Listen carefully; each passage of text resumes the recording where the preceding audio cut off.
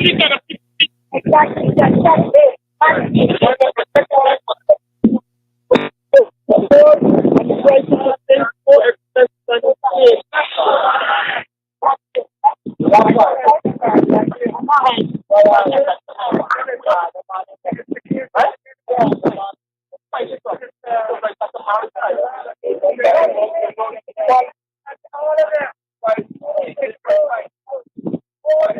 afternoon.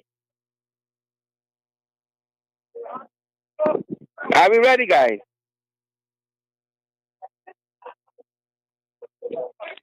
And welcome, welcome. Welcome to our international podcast, Below the Belt, wherever you're joining us from. It's our privilege to have you guys here with us for yet another day. And we are live. Welcome. We know we're a few minutes late because we wanted to get set up properly doing this outdoor broadcast, guys. We are right back.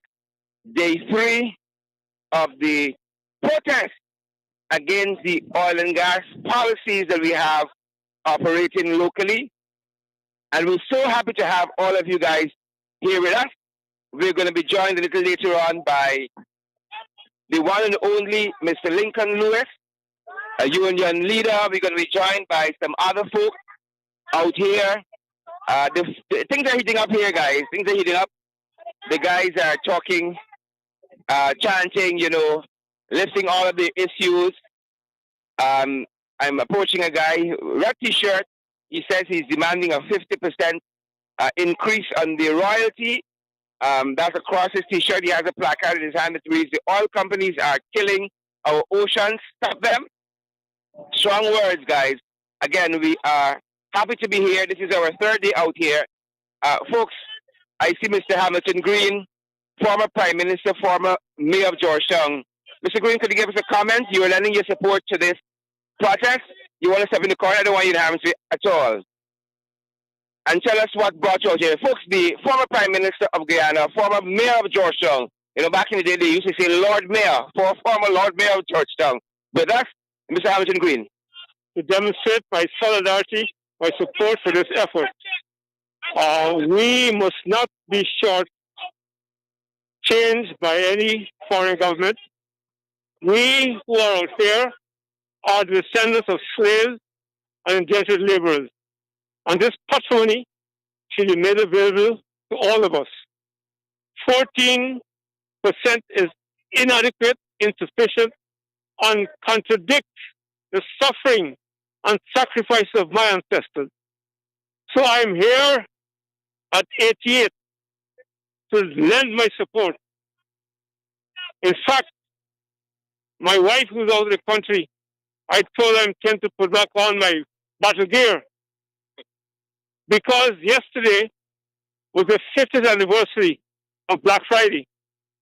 And I was out there as a soldier fighting against inequality, injustice, and madness by the PP government.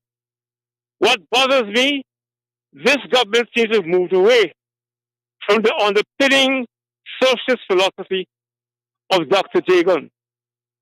His ashes must be burning again. They have become super capitalists.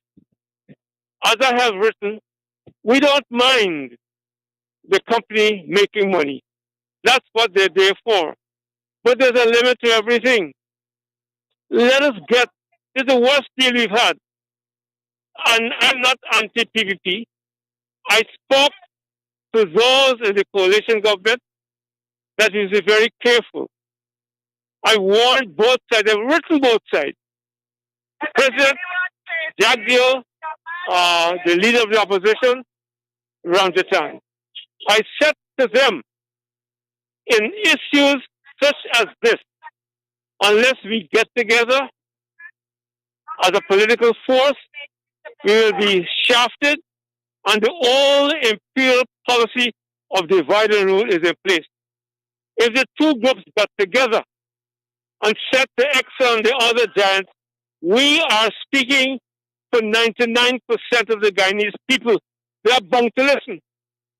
But what those idiots are doing, they don't speak for more than half of the population. And those people have the experience hundreds of years ago of separating us. That's why slavery lasted so long. We have to learn from Kofi, Accra, Pamela, and Damon. And our leaders are not learning. I hope they will listen to me. I've written to them, as I said, saying to them, prepare to facilitate a roundtable discussion. So when they go to these giants, they will speak on behalf of all Guyanese people. And I said forward in a letter which I think was published today, poor people got nothing to lose, and they must not tempt poor people. I've been through this 50 years ago, and I hope that they are listening. They have not included Trinidad, for example. Trinidad is 50th in the ranking of oil-producing countries. Ghana is 49th. They've got Ghana for obvious reasons. They want to put on a face. They don't want to take to Dr. Rowley. Rowley has a similar problem with ours. And remember, years ago, when we had a similar problem of people trying to exploit the oil in Trinidad, Eric Williams told him, oil don't spoil. Today, those poke duckers who sacrificed to go over the rapids must again be crying shame on this government. All the gold, we are getting about 10% of the harvesting. First of all, because we're not sure what those figures are. Present figures are some good. But I told my family, all that talk about progress, they can't even give us a decent report. The Mandela Road can't finish completely yet. These are the people, the competence, the sincerity to run this government? I don't think so. So I'm out here, and I'm appealing to the young men and women of this country. Come out and support this thing. Because when that oil is dissipated, we will be left with nothing. I saw some years ago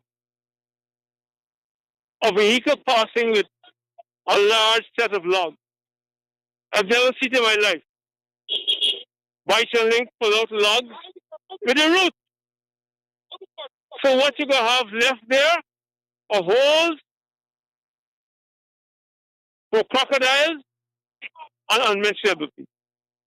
I went to Madia the other day, and I had grown accustomed to go in the stream and drinking from the water.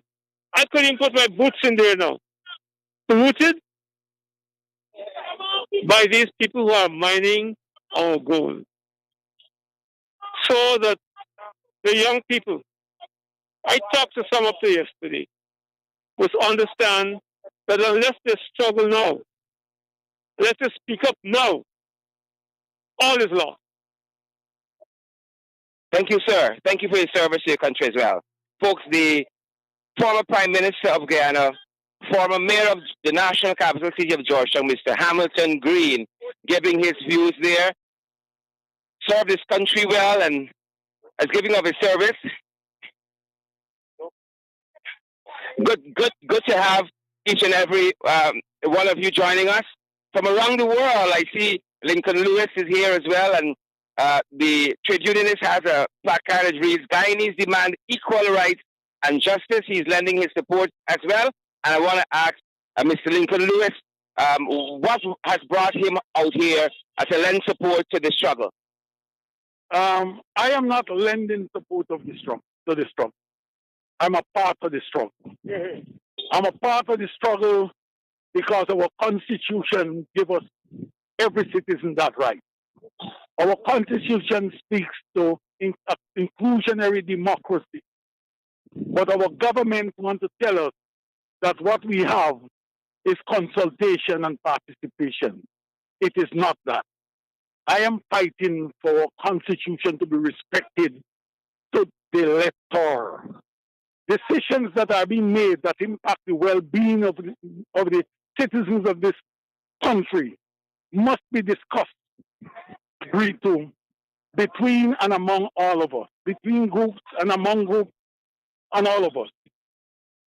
And what we have a conference that is taking place where the representatives of, what we must say, the representative of half of the electorate are excluded. At a time like this, I would have expected, Labour would have expected, that at least the parliamentarians who are operating at the highest decision making of this land would have been involved in at least discussing or getting a greater understanding of the industry that we are talking about.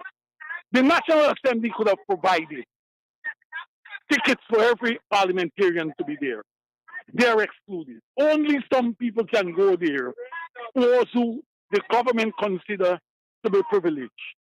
These are things that are of serious concern to us.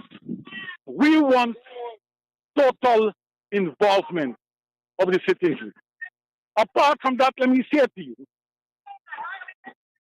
all the oil companies, they have a corporate and a social responsibility to this society. This society didn't start with oil. They must be held accountable. We must able to know what are their social responsibilities as they mine for oil and gas in this country. Those type of things are equally important to all of us. Apart from that, let me make the point that, as I said earlier, this is about involvement in the decision-making processes of this country. Civil society has been excluded also. Our position, which is Labour, the PUC makes it very clear to the president of this country that we want, as a starter, you don't sign agreement in our name, and we don't know what you sign. Take the agreement that was signed by Janet Jagan.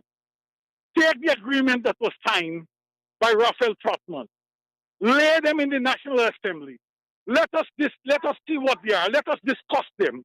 Though in discussing them, that will form a catalyst upon which we are going to move forward in developing what takes place in the industry.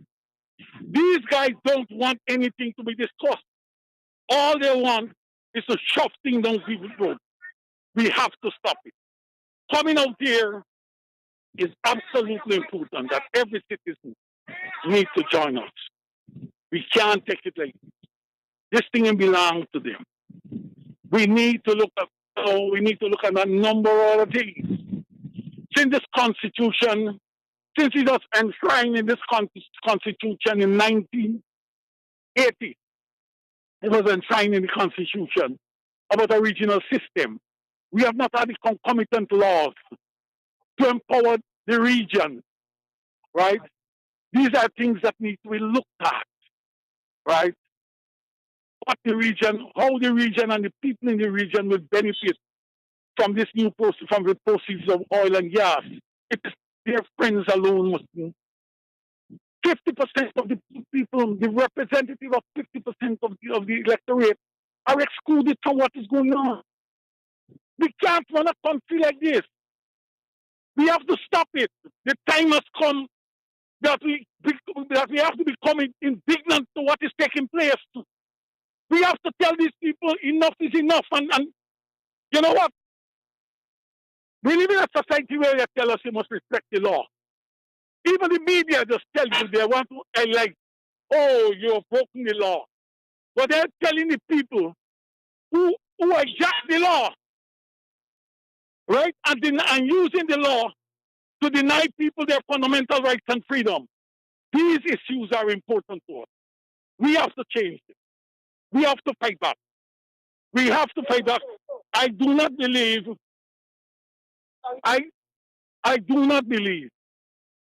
that even the oil companies understand what our issues are. You know why? You know why they don't understand? Because they never take time to sit to talk with us as a people what our concerns are. We need to have that. We need to hold hands. Civil society need to hold hands together with the opposition politicians and let us engage these guys. If Epton and all the other companies decide they're not going to talk with us, the government has a responsibility to speak with us, and we have to hold on. But our problem is that we can easily dissuade with an invitation to a cocktail party. We got to stop it. Mr. Lewis, several of the who are leaders here, like Mayor Motley and the Ghanaian president, Mr.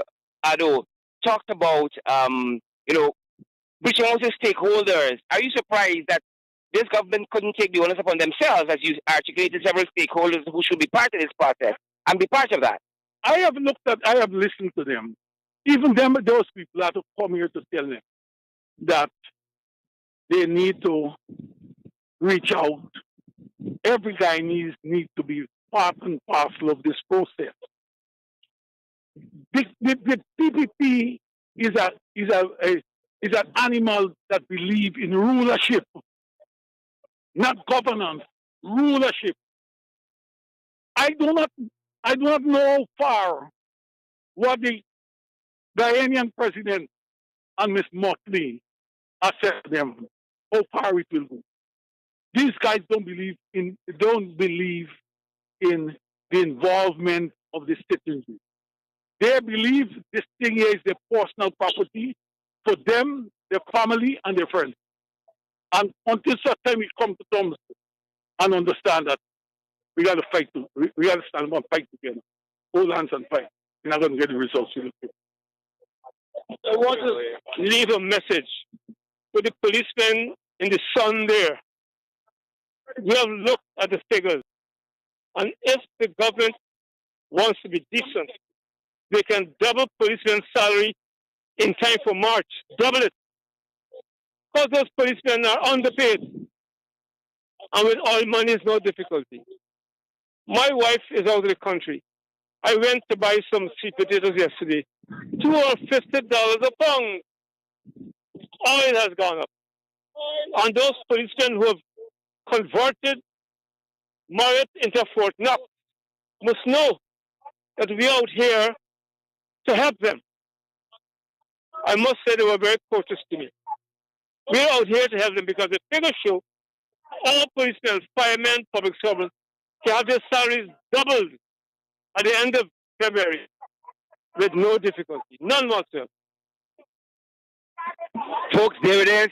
Both former Prime Minister Mr. Hampton Green, former Mayor of Georgetown, Mr. Hampton Green, and also Labour leader Mr. Lincoln Lewis, wading into a number of issues that has caused both of them to be part of the struggle. You hear Mr. Lincoln saying he's not lending his support to the struggle, but he's a part of the struggle. And I want to thank all of you who are joining us today. I really want to thank all of you guys. Share the live stream. You know what you got to do when you come on, guys. Share the live stream, and we want to see those emojis as well. We're going to be talking to some of the other folks who are on the ground here. As soon as we came, we got a chance to talk to Mr. Hamilton Green, former Prime Minister, former Mayor of Georgetown. We got a chance, and as promised, guys, we got a chance to talk to Mr. Lincoln Lewis as well. And we are so happy that we did that, but I want to walk you guys through where we are and why we are here. We are actually at the Ghana Energy Conference in Expo 2022. Again, this is the Ghana Energy Conference in Expo 2022. And folks are very hopeful. We still have another day of the conference in Expo, that because ExxonMobil is so front and center, that several of the issues that concern citizens could be addressed. For instance, like the renegotiation of the PSA, the production sharing agreement that was signed in 2016. And they were hoping that could be something on the cards. The full coverage insurance, of which the issue has now gone to a motion to the National Assembly through David Patterson. That could have been on the agenda as well. The guys were very hopeful. that might have been so. The title of the motion, I want to give you that notation correctly. The title of that motion, trying to get that notation correctly for you guys. And again, let me put it up clearly. So we're giving you all facts. We ain't giving you we ain't giving you all here scare advice. The title of that motion, let me just get it clear for you. Pulling up my notes on the ground here is the liability insurance coverage for spills. That's the title of that motion that has been sent to the National Assembly by the Honorable David Patterson, Member of Parliament, former Minister of Infrastructure. Again, requesting a discussion and debate in the National Assembly on why we don't have full coverage. I hear my name calling, folks, so let me step away from where I'm going through my notes, bring you guys up to date. So, yeah. Some other stuff happening on the ground here, so I'm going to take a break from bringing you up to date to why we're here and the context of the protest today. Guys, we're going to have some of the views of some of the other folks on the ground here. Right? We're going to have some of the views from some of the other folks here. We are what might seem like a small group of people, of concerned Guyanese who have come together to let the world know, not just Guyanese, to let the world know that Guyanese are struggling.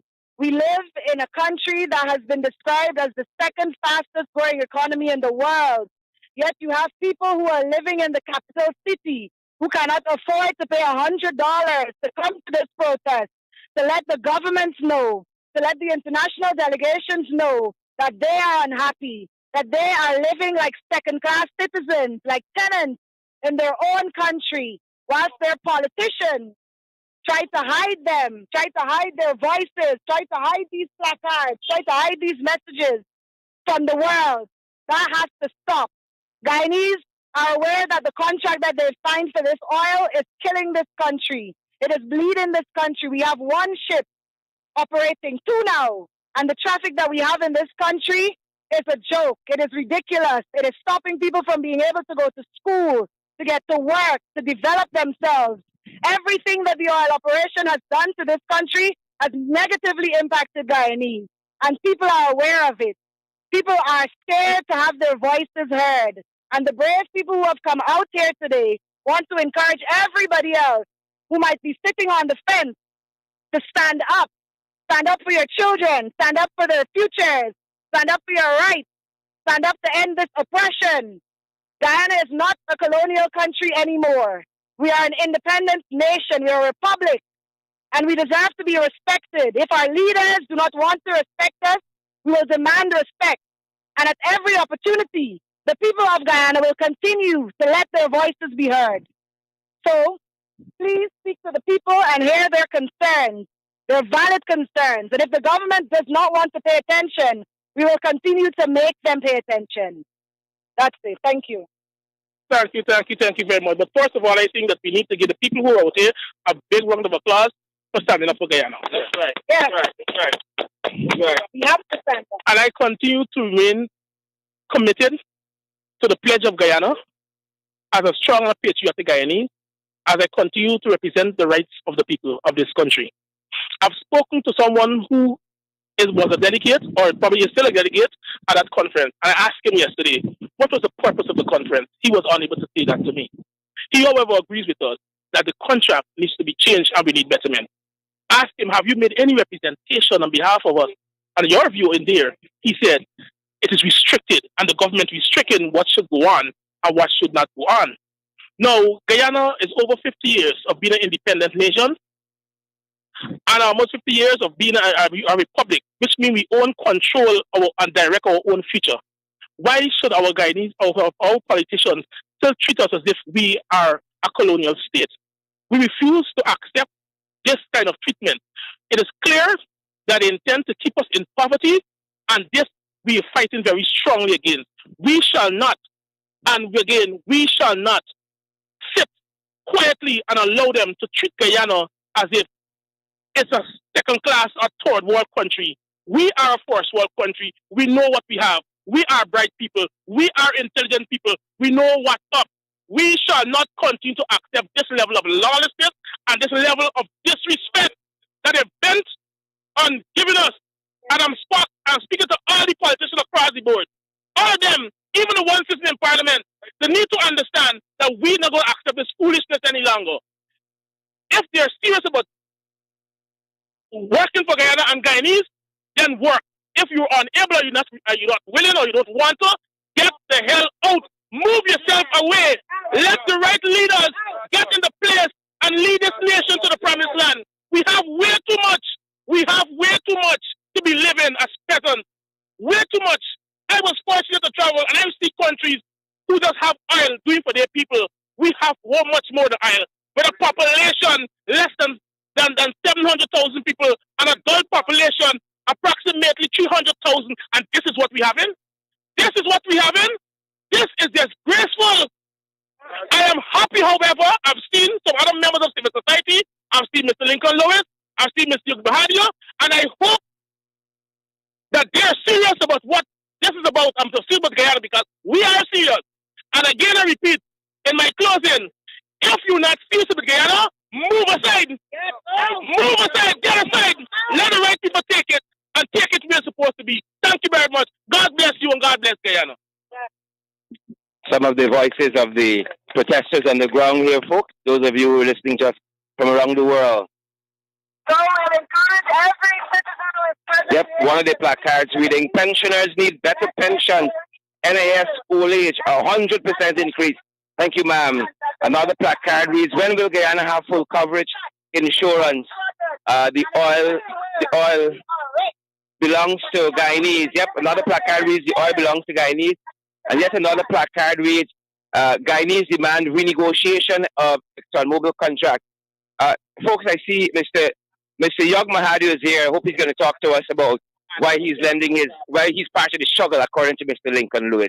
Mr. Mahadu, I don't know if you're representing the Article 13 group or you're here in your own capacity. I am here in my own capacity. Good. So talk to us about why you're here in your own capacity.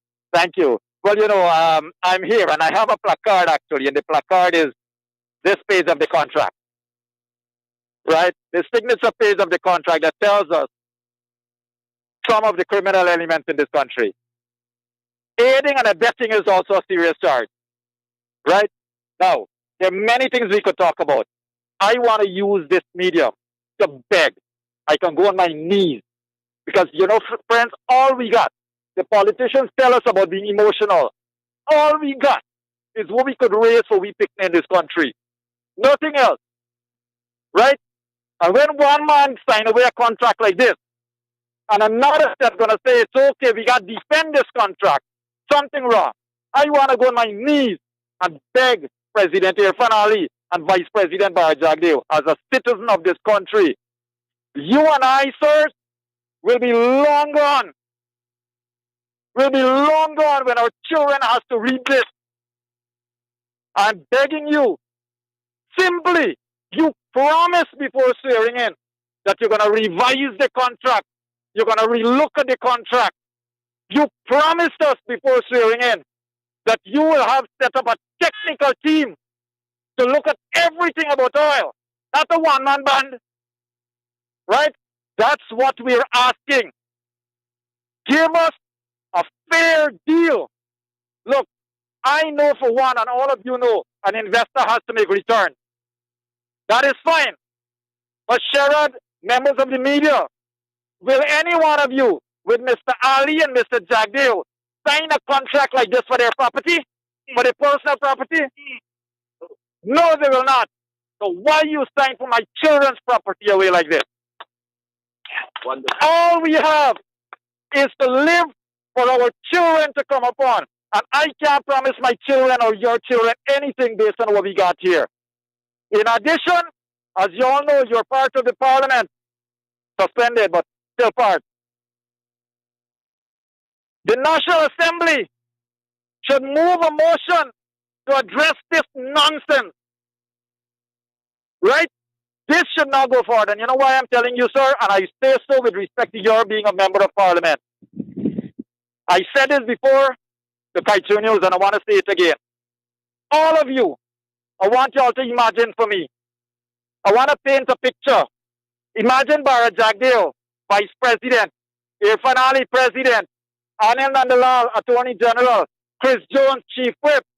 Imagine all of the National Assembly walking into Parliament with their hands in handcuffs and duct tape over the mouth. Can you picture that? That is what this contract has done to the entire National Assembly. They cannot pass any regulation or legislation that can affect Exxon's right under this contract. Where in this world are you going to have contracts being signed to that remove the powers of your National Assembly? Where is our sovereignty? What about our Constitution? What do we have of Guyanese left? So for me, it is not just a matter of how much Exxon is making. For me, it is a matter of sovereignty.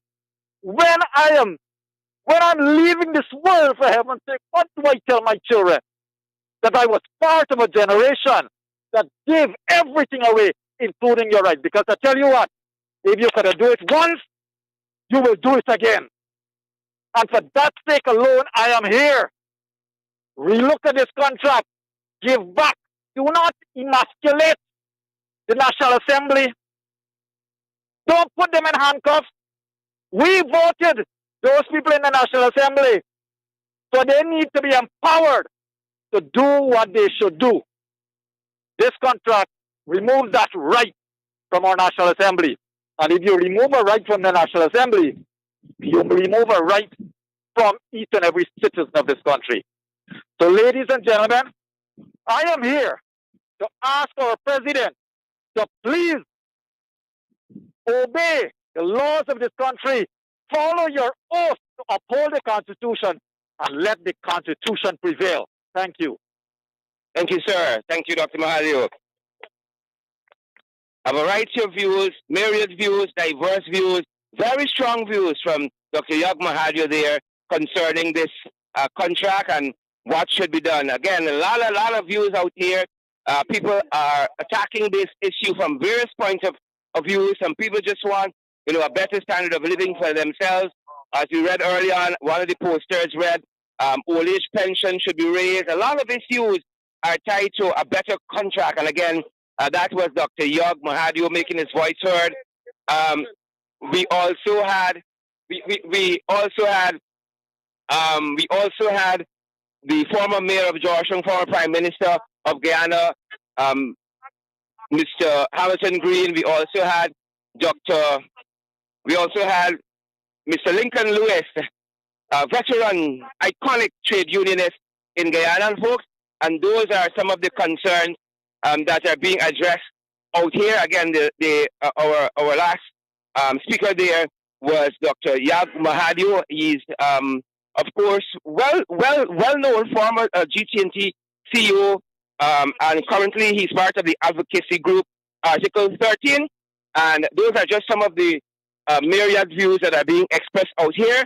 Folks, we are on the periphery, we are on the sidelines of the International Energy Conference and Expo that is happening here in downtown Georgetown, more specifically in Kingston. We are just outside the Marriott, sandwiched between the Atlantic Ocean to the north and the lighthouse to the south, folks. And again, lots and lots of views are being expressed out here. Just yesterday, the Honorable David Patterson will have submitted a motion to the National Assembly that is aptly headlined. The headline is liability insurance coverage for spills. Folks have been asking us one of the issues they're out here for full coverage insurance in case spills happen, any disaster related to the oil and gas industry. We shouldn't be left unguarded. We shouldn't be left insecure because we don't have insurance that sufficiently covers whatever might lie in the future where the oil and gas industry is. And folks, as good as safety goes and the precaution and the measures and the policies that the industry might have, things go awry, and I know that all too vividly, because just 2 weeks ago an oil tanker just off one of those African countries exploded, spewing 60,000 barrels of oil into the ocean at that end, guys. And it is insurance and full coverage insurance goes to the heart of such issues, which guard against people feeling the penalty unduly. Because if now we have something like that happens here, and then we got to go and pay for that out of pocket for cleanup and damage to your neighbors and all of that, folks, we could be left holding a very, very, very, very big bag, a big bag of problems, a huge bag of problems we are going to be left holding. And so, guys, the full coverage insurance is just one of those issues that the people have been advocating for and agitating for as we've been out here now 3 days into this conference. And as we've been saying, as we have been saying, it is sad to see that it took foreign leaders to come and to try to instruct this government how they should be catering for the people. It took foreign persons to do that.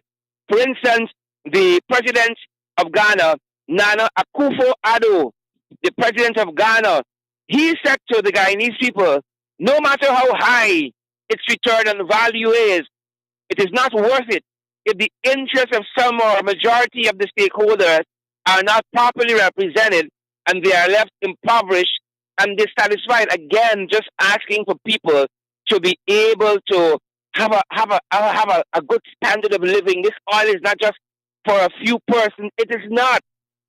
It is not. We had our neighbor, Mr. Chandrika Prasad Santoki of Suriname.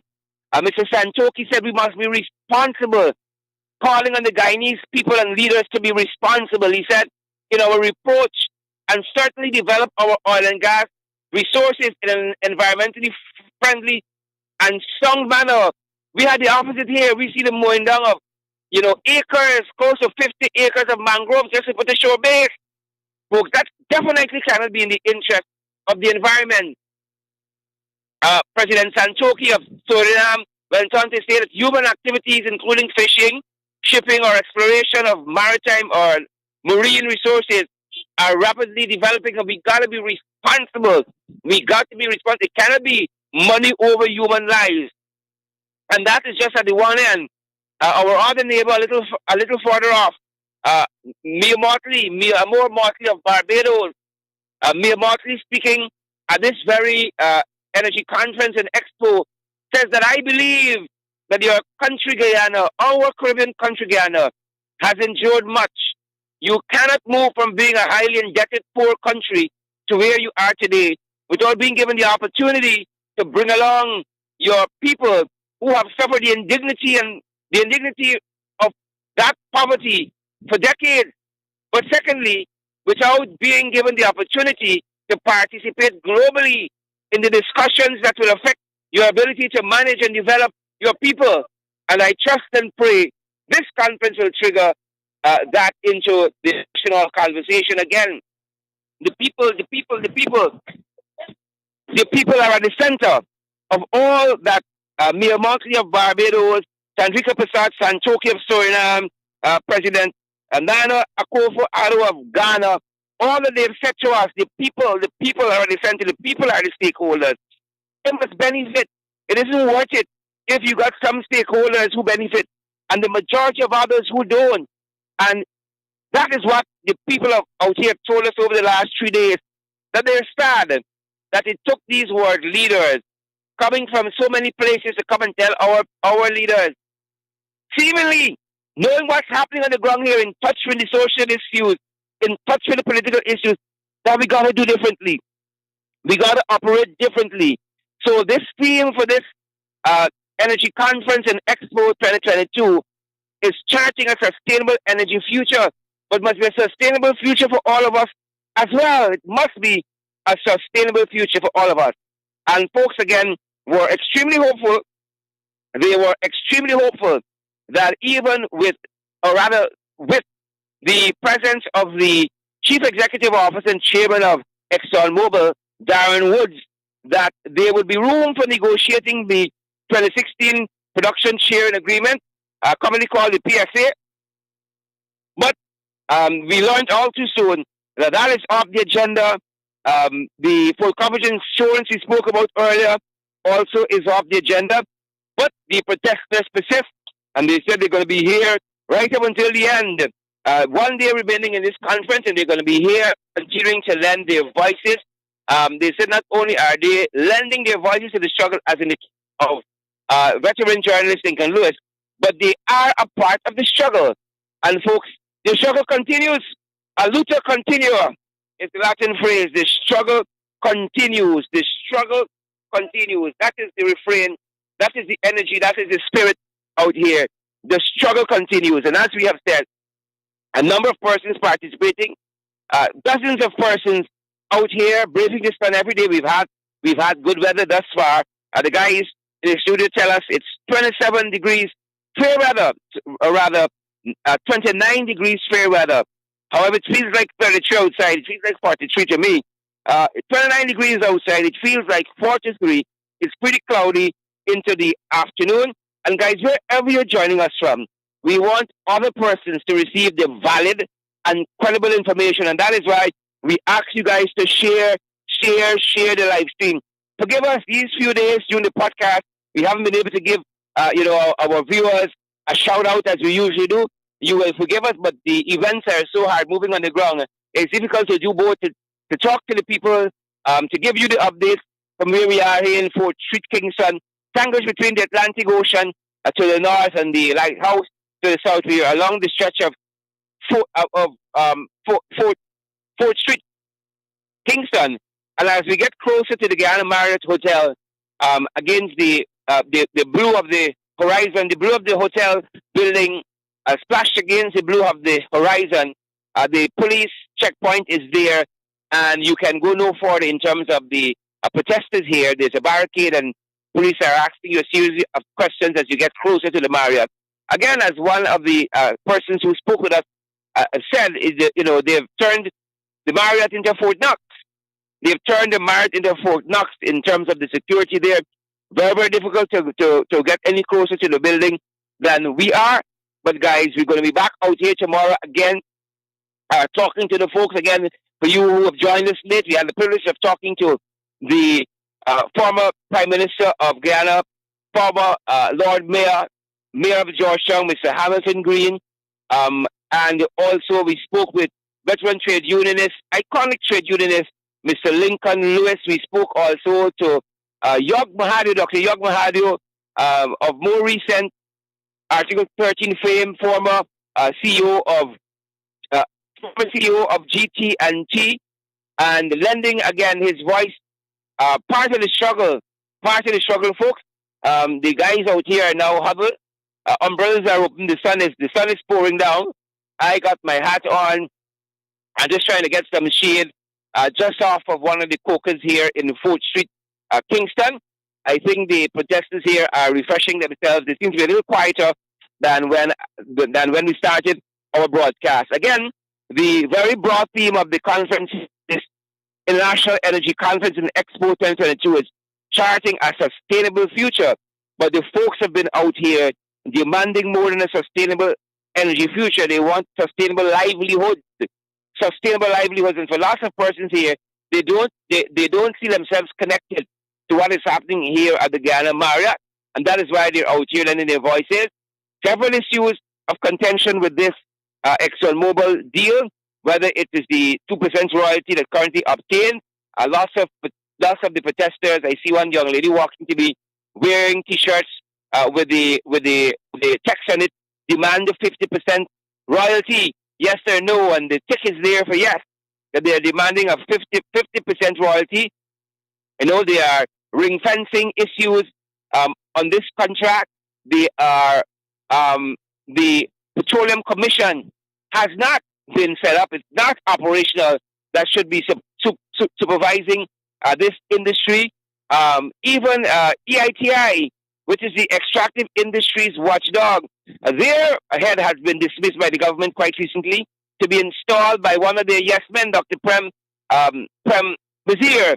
Has been working to the PPP for years as a propagandist to the PPP, and folks have been very concerned that Dr.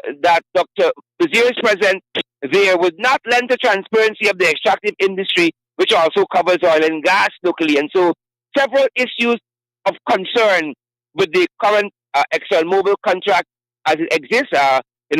Persons have felt that there have been lots of discoveries since the most recent iteration of the PSA was signed in 2016.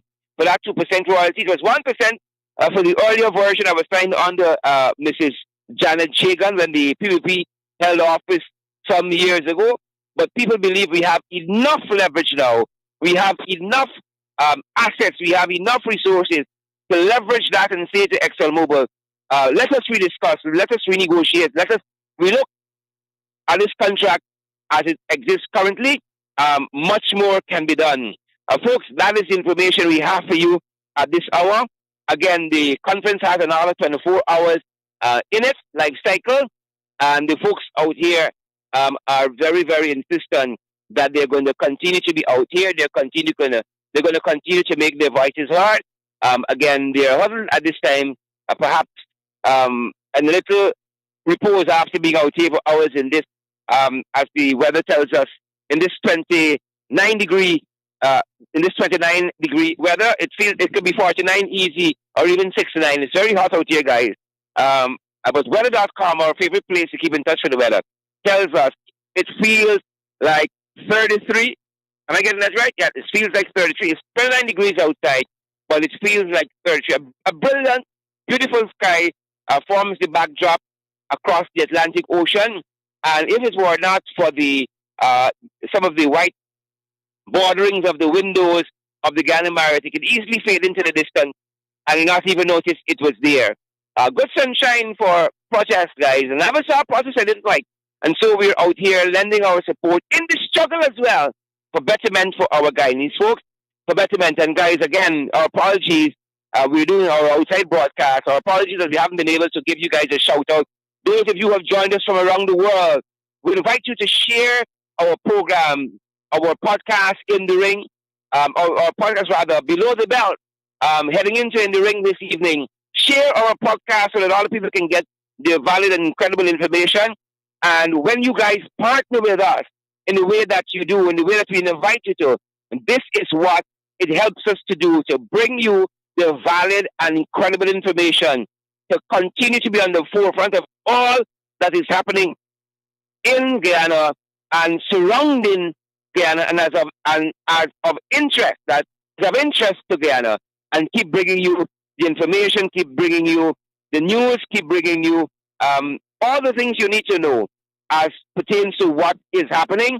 Again, folks, this is the International Energy Conference in Expo 2022. We are on the apron, we are on the periphery, we are in the foreground of the Guyana Marriott where that conference is taking place. Among the protesters, with the protester, a protester, myself, looking at this deal that we've had and asking for betterment, asking for reconsideration on a number of issues as regards renegotiating this contract, as regards looking at issues perhaps of ring fencing and full coverage insurance. We didn't talk yet about the Natural Resources Fund and how the government has already spent all the money that is supposed to be available for future generations, in addition to doing projects currently. They've gone with all of that, and the board hasn't even been constituted. The committees that look at the projects the money supposed to be spent on hasn't even been constituted. The board that signs off on the spending has not even been constituted, but the money has already been siphoned off to aid this budget. But even with the biggest budget ever, people again do not feel that they have been given a fair shake, that there's anything in this budget for them, and that is why you have had heavy resistance. Folks, things bad here. We can't lie. Things tight. Things are bad.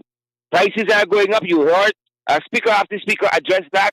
Things have gone up. People say it. Even dog food have gone up. You can't even buy the scraps anymore. Everything has gone up. Right? We're saying almost on a daily basis. Oil fine, new well. You know, we've just gone into the second phase of production. Second oil. Folks, more oil, more than Trinidad can produce, better quality. We're making the money, and yet people are still very, very impoverished, to use the word of Nano, the president of Ghana, to use his words. The son getting to me out at this point. The president of Ghana, Nana Akufo-Addo, The people cannot be impoverished and dissatisfied. We got all this wealth, all this mineral rights, and we only talking about oil and gas thus far. We got all these resources in this God-blessed country, and yet people are so dissatisfied. People are hungry. People are crying out for help. But who will hear them if not us? Who will hear them if not us, folks? So before you go, we know lots of you wanted to be on the ground here. Lots of you may be in the diaspora. Lots of you may be in the various parts of the country. But we ask you guys to help others to receive the valid and credible information. Share the live stream. We want to see those emojis as well, guys. We want to see that. We want to see that. Share the live. Not just come and consume the information and then you're gone. Don't just come and eat at the table. You may say thanks. Guys, it's our privilege again to have each and every one of you. And again, our apologies that we weren't able to give you guys the shout out in our usual fashion, person after person. But we're so grateful to have each and every one of you. You guys make these programs what they are. You guys make this program what it is. And we're so eternally grateful. Again, the invitation is there for you guys to partner with us so that we can continue to bring you more programs like this. From Ground Zero, from the battleground, we heard Mr. Hamilton Green, former Mayor of Georgetown, Prime Minister of Guyana, say he attempted at 88 to go and put on his battleground. They're going to put on his battle clothes. Have his battle ready. And I'm encouraged by that we got to do what we got to do. The younger generation, on the forefront, boots on the ground. This is what it means. Boots on the ground. And we're so privileged we have had each and every one of you with us for the last close to an hour. I think share the live stream before you go. And guys, you're in our fast. I'm seeing some of those names even now flash before me. You, our valued and treasured viewers, you know, guys, you are the heart of everything that we do. We love what we do, and we're happy that we're empowered by you guys to do even more. Thanks for joining our international podcast. Thanks for joining us from around the world, guys. We are going to let this suffice for today. Again, we're on the periphery of the International Energy Conference and Expo here in Kingston, Georgetown. We're in front of the Marriott, a little way off, yet in front of the Marriott, between the Atlantic, where the Marriott is almost at the tip of Kingston here, and the Guyana Lighthouse. To the south, we're just on 4th Street, making our voices heard. Good to have each and every one of you on the podcast today, guys, and we hope that lunch was great at your end. We hope the weather is fine as well, and that even if it isn't so, that we make the best of the situation until better can be had. From Kingston, Georgetown, from downtown Georgetown, the national capital city of the oil-producing Republic of Guyana, we bid you farewell until we meet again this evening in the ring, and then we're back for FYI in the morning, our morning program. And then sooner, just a hop and a skip of hours, we're going to be back below the belt, folks. So thanks for joining us. It's a privilege having each of you here. Ensure you share the live stream before you go. Ensure you smash that emoji button before you go. And also partner with us. Thanks for joining us. That's our broadcast from 4th Street, Kingston, outside the Guyana Marriott, where the International Energy Conference and Expo is on the way. Thanks for joining us, guys. Stay safe wherever you are. Stay safe.